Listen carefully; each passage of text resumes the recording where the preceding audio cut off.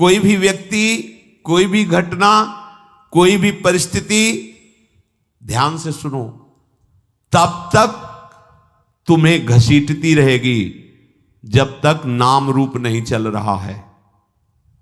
नाम आराध्य देव का रूप प्रभु। आचार्य चरण कह रहे हैं, सब शोहित निष्कामति श्री वृंदावन विश्राम, श्री राधा वल्लभ लाल को हृदय ध्यान मुख।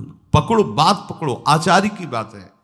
हित सजनी जो कह रहे राधा वल्लभ, राधा वल्लभ, राधा वल्लभ, सामने राधा वल्लभ लाल, मुख में राधा वल्लभ।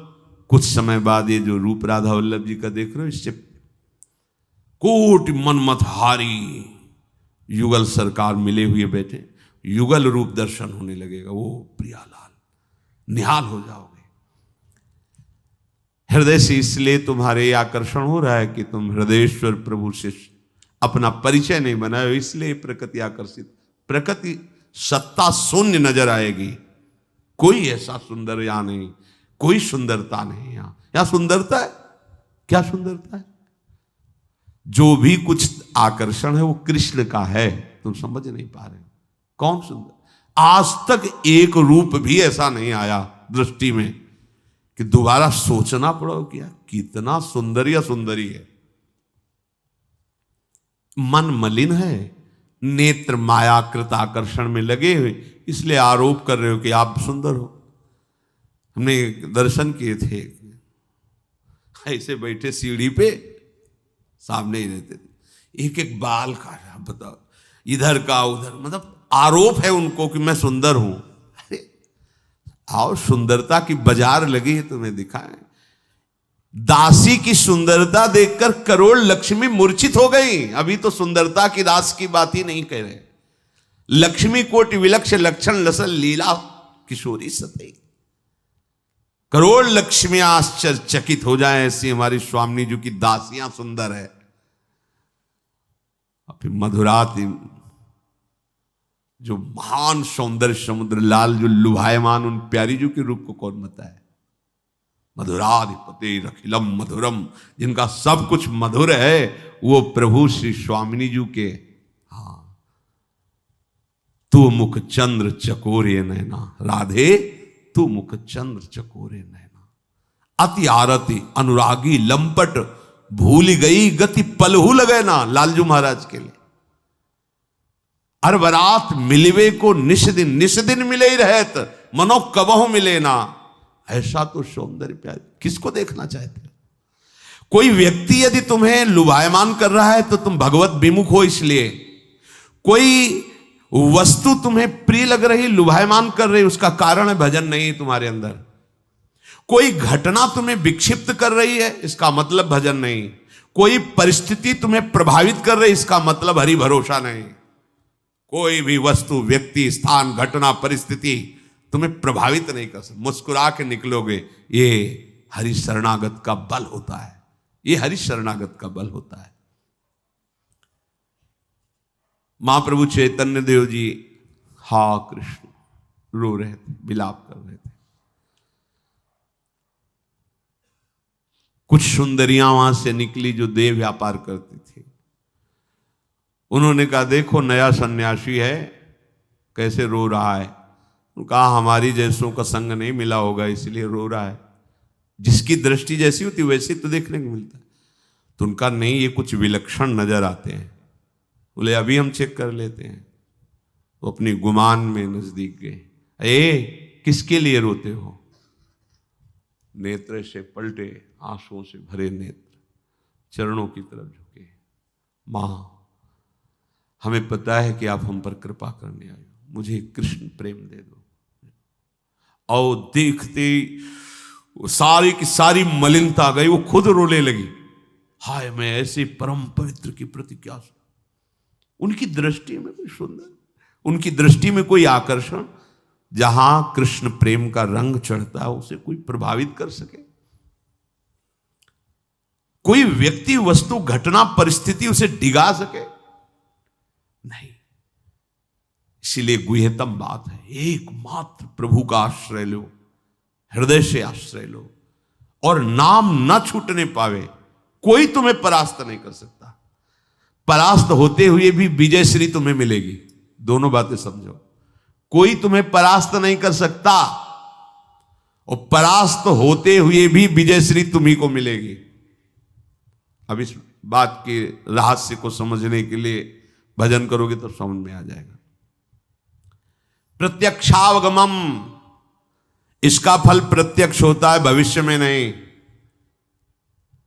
जो उपासक, ध्यान दीजिए, प्रभु का आश्रय लेकर प्रभु का भजन करता है, जितना दृढ़ आश्रय होगा उतनी विलक्षणता उसको अनुभव में आने लगेगी। यदि आपको नहीं आ रही तो अभी आप भगवद आश्रित नहीं है। देख लीजिए, अंदर ढूंढ लीजिए, थोड़ा भी कोई बल होगा तो ये बल प्रकाशित है, और जब ये बल प्रकाशित होगा तो चमत्कार हो जाएगा। क्या होता है कि जैसे आप हमसे 20 साल पहले मिले, 5 मिनट वार्ता की आपने देखा, अब आप जब 20 साल बाद मिलोगे तो आपकी दृष्टि वही रहेगी, 20 साल पहले वही आदमी है। ये यहां 20 मिनट में बदलाव हो जाता है। 20 मिनट पहले वो व्यभिचारी था, 20 मिनट बाद वो हो सकता है ब्रह्मबोध हो चुका हो। कृपा के लिए सेकंड काफी होता है उसका। जैसे अल्लजी कोलजी का चरित्र सुना, उसमें वो सब खाते पीते थे, तो एक घृणित जीवन, लेकिन पूर्व का भजन इतने जोर का था कि केवल इतना ही प्रमादयुक्त जाना था, इसके बाद सीधे। यही तो भगवान की कृपा होती, भजन की कृपा होती। भजन कभी नष्ट नहीं होता। क्या चरित्र था उनका, राजा के साथ रहना, मदिरा पीना, मांस खाना, वो सब। स्थिति कहां है, भगवान की हर समय नजर है उन पर। क्यों? क्योंकि पूर्व में भजन करते रहे, इच्छा जागृत हो गई तो दिखा दिया भगवान ने कि देखो एक चीज समझना, आप धैर्यपूर्वक समझना, भगवान अपने पट्टे को कमजोर नहीं रखते, ध्यान रखना। भगवान का चेला कमजोर नहीं होता। कैसे कमजोर? तुम्हारी इतनी हृदय की महान स्थिति होनी चाहिए, पूरी सृष्टि के हर विकार तुम्हारी दृष्टि से गुजर जाएं और तुम्हारे मन में कोई वासना जागृत न हो, तब तो माना जाएगा कि गुरु के पट्टा हो। फिसड्डी थोड़ी काम होता है कि पशु पक्षियों की क्रीड़ा देखी और तुम मोहित हो गए। अभिमान करोगे तो भले ऐसा कुछ हो जाए, नहीं तो स्वामिनी जी के चरण आश्रित हो। विश्व का कोई भी भोग, सौंदर्य, परिस्थिति, व्यक्ति, घटना तुम्हें प्रभावित कर ले तो तुम दास कैसे हो? तुम कैसे दास हो? नहीं, पक्का ही विश्वास कर लीजिए, जिस समय आप हृदय से हमारे प्रभु के आश्रित हो जाएंगे, एक चमत्कार प्रकट हो जाएगा, एक विलक्षणता आ जाएगी। देख लेना, आश्रय में बहुत बड़ा बल है, पर यह मिलता नहीं है बिना गुरु कृपा के। कहीं ना कहीं परिचय, व्यवहार का आश्रय, धन का आश्रय, जगत का आश्रय, संबंध, ये बड़ा प्रपंच है। गुरु कृपा से एक ही कैंची में पूरे संबंध कट जाते हैं, पर उसका कृपा का आश्रय कोई ले ले तो ना, नहीं तो फिर वही बात आ जाएगी कि दोष दृष्टि की। देखो फंसा लिया ना। अगर गुरु से फंस जाओगे तो माया से छूट जाओगे, गुरु से फंस जाओगे तो इष्ट के अधीन हो जाओगे, और अगर गुरु से स्वतंत्र हो जाओगे तो माया परतंत्र कर देगी। जो जितना, देखो भगवान कह रहे हैं प्रत्यक्षावगमम, प्रगट में इसका फल है, बाद में क्यों? प्रगट में क्या फल? जितना समर्पित हो जाओगे आप में विलक्षणता आने लगेगी। जीते जी परम गति का अनुभव हो जाएगा कि मैं जीवन मुक्त हो गया। ऐसा थोड़ी होता है कि अब पता नहीं हमारी क्या गति हुई, ऐसा नहीं होता। फाइनल हो जाता है हृदय में, हो गया काम। देखो काकभूषण जी गरुड़ जी से कह रहे हैं, अब कृत्य कृत्य भयो, हो गया, हमारा हो गया, सुखी न भयो उभय की नाई। वो हृदय नाचने, हो गया काम, हो गया, कहीं आसक्ति नहीं, कोई चाह नहीं, वो हो जाता है, वो अंदर पता चल जाता है कि हाँ हो गया काम, हो गया। प्रत्यक्ष में मीरा जी कहते, जाने मोरी छाती, मैं किससे बताऊं गिरधर मुझे कितना प्यार करते हैं। वही बोल रही, जो मैं ऐसा जानती प्रीति की दुख होए, नगर ढिंडोरा पीटती है। कैसे समझ पाओगे महापुरुषों की बात है? कभी भजन नहीं करेंगे इसका, यह ऐसा ही है। मैं इसे कभी नहीं देखूं, कभी नहीं बोलूंगी, कभी। महाप्रीति है, महाप्रीति। उसी समय वो महाप्रीति में बोल रहा है। अब बाहरी लोग की देखो, क्या ना मीरा जी ने कृष्ण भजने में कितना दुख है, जो मैं ऐसा जानती है फंस गई, गिरधर गोपाल ने फांस लिया, अगर पहले समझ जाती तो सुखी हो जाती। कह रहे ना, जो मैं ऐसा जानती प्रीत की ये दुख होए, डिंडोरा पीट के कहती प्रीत ल करियो कोय। ये जानते हो कैसे बोल रहे? महाप्रेम में बोल रहे, महाप्रेम में। ये जो दुख शब्द है ना, ये विरह जनित बात कह रही है। और विरह में जो सुख है वो ब्रह्मा भी तड़पते रहते कि कभी एक दो बूंद भगवत विरह का सुख मिल जाए। विरह का सुख मीरा जी उसको दुख कह के वर्णन कर रही, क्योंकि जैसे कोई दिल को मसला करे अपने प्रीतम की याद में, वो आह भरती, तब कहती मैं जो ऐसा जानती प्रीत की ये दुख होए। ये महासुख है। विरही को जो सुख दुख मिलता है वो ब्रह्मा परमेष्ठी पद में भी अनुभव नहीं करते। और विरही को जब सुख मिलता है तो उसकी तो बात ही अलग बात है। विरही के दुख के समान अनंत ब्रह्मांडों में कोई सुख नहीं है। और फिर विरही को जब संयोग सुख मिलता है उसकी तो बात ही क्या है। जब छिन छिन विहरत संग, छिन छिन निरखत प्रेम भरी, छिन जस कहत अभंग, यह जो कृपा हरिवंश की। तो इसका प्रत्यक्ष में वर्तमान में ही फल है जो भगवान बात कर रहे हैं। देखो, आप नाम कीर्तन में डूब रहे हो, रोम रोम पुलकित हो रहा है, प्रत्यक्ष में फल है। प्रभु के भरोसे हो, किसी का सहारा नहीं, प्रत्यक्ष फल मिल रहा है। आप देखो, क्षण क्षण में व्यवस्था होती, क्षण क्षण में व्यवस्था होती। अगले क्षण में जो होना है तुम्हें पता नहीं है, वो व्यवस्था अगले क्षण की पहले कर चुका है। अब तुम जो ही सोचोगे कि अब क्या होगा, तो हो गया, तो वो तुम सोचे अब हो, व्यवस्था पहले हो गई है। इतने वो कृपालु है। प्रत्यक्ष में लोक परलोक गति मुक्ति जो चाहोगे सब धर्मम, और ये परम धर्ममय है। धर्मम का तभी अनुभव होता है जो धर्म अमृत है, जब त्यज लोक धर्मान। जो लोक धर्मों में फंसे हुए हैं वो इस परम धर्म को नहीं जानते। जो परम धर्म को जानते हो लोक धर्म को भी जानते हैं। जो प्रभु को जानते हो संसार को भी जानते हैं। जो प्रभु को नहीं जानते, ना संसार को जानते हैं, ना अपने को जानते हैं, ना प्रभु को जानते हैं, भूल भलैया में भटक रहे हैं। ये निष्काम भाव पूर्वक जितना भगवत शरणागति हृदय में उतरेगी, उतना ही ये धर्मामृत आपके हृदय में जागृत हो जाएगा। भगवत प्राप्ति के लिए जितने भी साधन कहे गए हैं वो धर्मामृत ही हैं। पर बहुत जन्म वाले भी साधन हैं, और ये सीधा भगवत प्राप्ति का साधन है। गोस्वामी जी ने बहुत अनुभव करके कहा है, बिगड़ी जन्म अनेक की अब ही सुधरे आज। साधना शब्द की बात नहीं कही। भला आज अभी के हम कर लेंगे कि हमारी अनेक जन्मों की सुधर जाएगी? तो कह रहे हैं हो ही राम को। पहली बात, हमारे माई श्यामा जी, हमारी महारानी बिगड़ी खत्म, बन गई। अब समय कैसे व्यतीत करें जितने दिन जीवित रहे? नाम जप, राधा राधा राधा। ताजी कुसमाज, जो दुष्ट जन है, भगवत विमुख जन है, ऐसे लोगों का संग मत करो। गंदी बात, गंदा भोजन, गंदा आचरण, इनका त्याग करो। गोस्वामी जी बहुत क्रम से वर्णन कर रहे हैं। प्रायः लोग क्या शिक्षा देते? पहले इनका त्याग करो, फिर भजन करो, और फिर भगवान से अपनापन करो। अनेक जन्म, अनेक जन्म।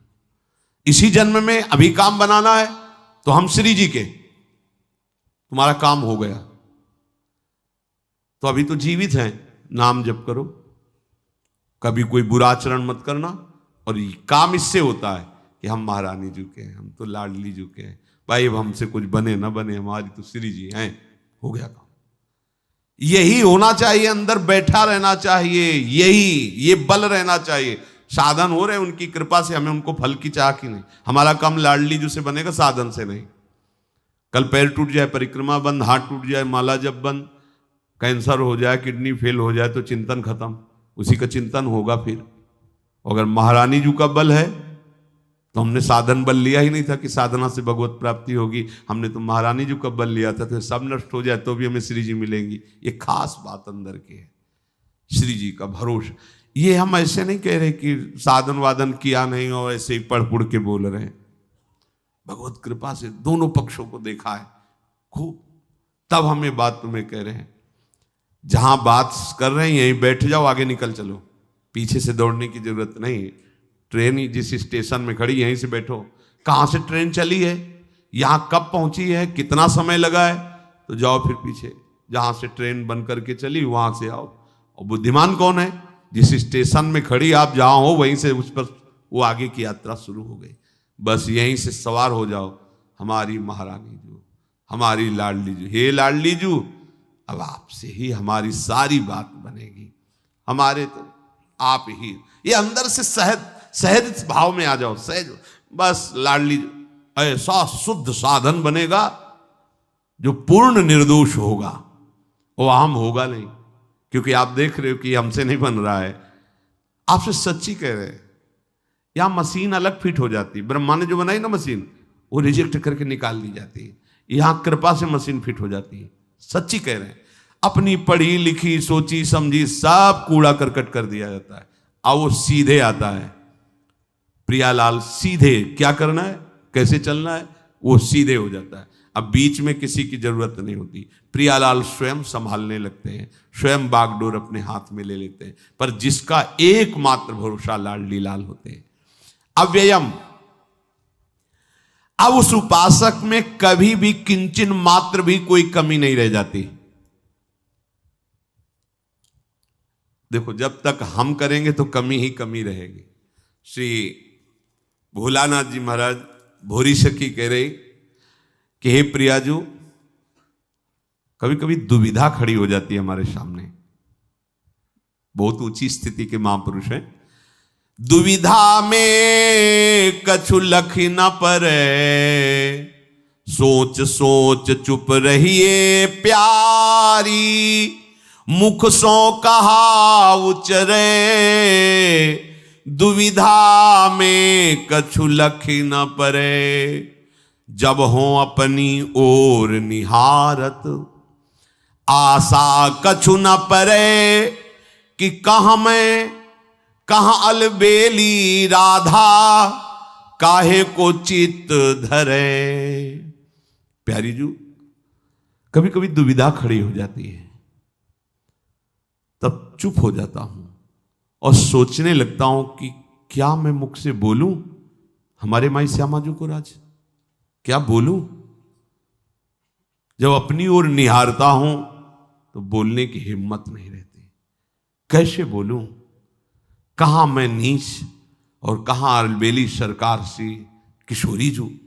मैं कैसे कहूं कि मैं लाडली जू का हूं, हमारे माई श्यामा जू को राज किशोरी जू। कभी कभी जब मैं अपनी ओर देखता हूं तो कहने लायक नहीं हूं। देखो, ध्यान से सुनिए, आप सब अपने हृदय में देखो तो यही लगे कहां मैं लाडली जू के लायक हूं। ये महापुरुष जन सबके मन की बात बोलते हैं। कहां मैं कहां अलबेली किशोरी जू, मेरा चित्त धैर्य नहीं धर पाता कि मैं आपका हूं, क्योंकि वास्तविकता मेरे में कुछ ऐसा नहीं जिससे मैं पुकार कर सकूं गर्व से कि मेरी महारानी श्री राधा रानी। लाडली जू जब अपनी करतूती विचारत, तू हियरा अधिक डरे, हों तो नीच निंद सठ लंपट, सो क्यों भुज पकड़े। जब मैं अपनी तरफ देखता हूं कि कहां मैं नीच निंदनीय, इस शरीर में आसक्ति करने वाला, नीच कर्म करने वाला, सठ लंपट, और कहां प्यारी जू मनोमृणाल भूषण भूषित भुज श्याम, वो भुजा से हमें पकड़ेंगी। मैं कितना नीच, घबरा जाता हूं। पर जब आपकी तरफ सोचता हूं तो हृदय में उमंग आ जाती है। सहज कृपालु बानी जब सोचत, हृदय उमंग भरे, पतित उदाहरण बान प्रिया की, सो कैसे बिसरे। पर जब आपकी तरफ देखते हैं तो हृदय नाच पड़ता है कि श्री जी का स्वभाव है, ने कहूं न रिस कहूं भूली हो न होत सकी, रहत प्रसन्न सदा ये मुख हास्य है। इसलिए प्यारी जू आपकी तरफ देखता हूं तो हृदय ऐसे ही भरत जी महाराज का था। जब वो चित्रकूट में पधारे, नंगे पैर सुकुमार राजकुमार, बड़े बड़े छाले पड़ गए थे, वशिष्ठ जी आदि महापुरुषों ने कहा थोड़ी देर पालकी में बैठ जाइए। कहा हाँ, मेरे प्रभु नंगे पैर वनवास और मैं पालकी में बैठ के उनके दर्शन करने जाऊं। उचित तो यह है कि जहां प्रभु के चरण, वहां मैं माथे से चल के जाऊं, सर के बल के, सिर भर जाऊं, उचित स्मृत। ये था कि पैरों से नहीं, मैं खोपड़ी के बल चल के जाऊं, सर के बल चल के जाऊं। और आप कहते हैं पालकी पे बैठ के जाओ, जहां मेरे प्राणाराध्य नंगे पैर विचरण किए वहां मैं पालकी पे बैठ के चलूं। भरत जी जब चल रहे हैं अपनी तरफ सोचते हैं तो कदम लड़खड़ा जाते हैं कि मेरे ही कारण प्रभु को 14 वर्ष का वनवास, क्योंकि भरत को राजगद्दी, राम को 14 वर्ष का वनवास, एक कैकेयी जी ने मेरे को ही तो लक्ष्य करके कहा, कैसे मैं सन्मुख हूं। पर जब उनके स्वभाव की तरफ, प्रभु की कृपा की तरफ, तो उमंग करके पैर, ऐसे ही जब हम अपनी तरफ देखते हैं तो हम लड़खड़ा जाते हैं कि कैसे गर्व से कहूं कि मेरी लाडली जू, ऐसे नीच कर्म वाला, ऐसा अधम। पर जब आपके स्वभाव की तरफ हमारी दृष्टि जाती है तो हे लाडली जू, आपका स्वभाव यही है, पतित उदाहरण बान प्रिया की। प्रिया का स्वभाव बन गया है, कोई कैसा भी हो बस इनके चरणों का आश्रय ले ले तो अवगुण चित न धरे। कैसा ये नहीं देखती, बस मंगल हो, उसका कल्याण हो। नित नित यही रीति चली आई, अवगुण चित न धरे। आरत टेर सुनत करुणा निधि छिन न विलंब करे। यही विधि सोचत रहत निरंतर, निश्चय कछु न परे। बेगी कृपा किन करत किशोरी, भोरी दीन ररे। हमारी स्वामी जी का ये स्वभाव है कि अपने शरणागत के अवगुणों पर दृष्टि नहीं देती। कोई आर्त भाव से पुकारे करुणा निधान श्री किशोरी जी को, राधा राधा राधा, बस स्वामी जी से अपना बना लेती हैं। यही सोच सोच करके निरंतर मेरा समय कट रहा है। भूरी सखी जी कह रहे हैं अब कृपालु लाडली आपके ही करे होगा, अब जैसा भी हूं आपका हूं, आप स्वीकार कर लो। मैं दीनता पूर्वक ऐसे ही बोलता रहूंगा, ऐसे ही पुकारता रहूंगा। खास बात, हम उनके योग्य नहीं हैं, पर उनके सिवा हमारा कोई है नहीं, इससे काम बन जाएगा। यही भगवद आश्रय अव्ययम, उसमें किंचन मात्र भी कमी नहीं रह जाती। जो भगवान उसको दैवी संपदा से युक्त कर देते हैं, भागवती गुणों से युक्त कर देते हैं। भगवान अपने भक्ति के लिए घोषणा की है, नामे भक्तः प्रणश्य, जो मेरी शरण में हो गया उसका पतन नहीं हो सकता, उसका नाश नहीं होता। कर्तुम सुसुखम, प्रभु को रिझाने के लिए कोई कठिनता की आवश्यकता नहीं, बस प्रभु के होने की आवश्यकता है। भगवान ने तो कहा पत्रम पुष्पम फलम तोयम, कोई पत्र, कोई पुष्प, कोई फल, कोई जल, केवल भाव से। चीजों को अपनी मानकर जब प्रभु को दिया जाता है तो अनंत गुणा उसका फल मिलता है, लेकिन प्रभु की मान के प्रभु को दिया जाता है तो भगवान अपने आप को दे देते हैं। ध्यान दीजिए, यदि तुम कुछ भी संत सेवा, भगवत सेवा में अपनी वस्तु मान करके देते हो तो उसका फल मिलेगा, लेकिन तुदीयम वस्तु और तुभ्यमेव समर्पय, तो उसका फल होगा कि भगवान अपने आप को दे देंगे, निहाल हो जाओगे। मेरी प्राप्ति का सुगम सरल मार्ग मैं ही हूं, मेरे आश्रित हो जाओ, मेरा सुमिरन करो, बस। भगवद आश्रित होना और भगवत भजन करना, यही जीवन की धन्यता है। हर समय भगवत आश्रय का चिंतन करो कि मैं प्रियालाल की शरण में हूं, और गुरु प्रदत्त नाम जप करो, कोई कमी नहीं रह जाएगी। और जो कमी भी रह जाएगी तो तुम्हारे फल में, पेमेंट में कमी नहीं होगी, क्योंकि तुम आश्रित हो। केवल भजन बल ही नहीं है,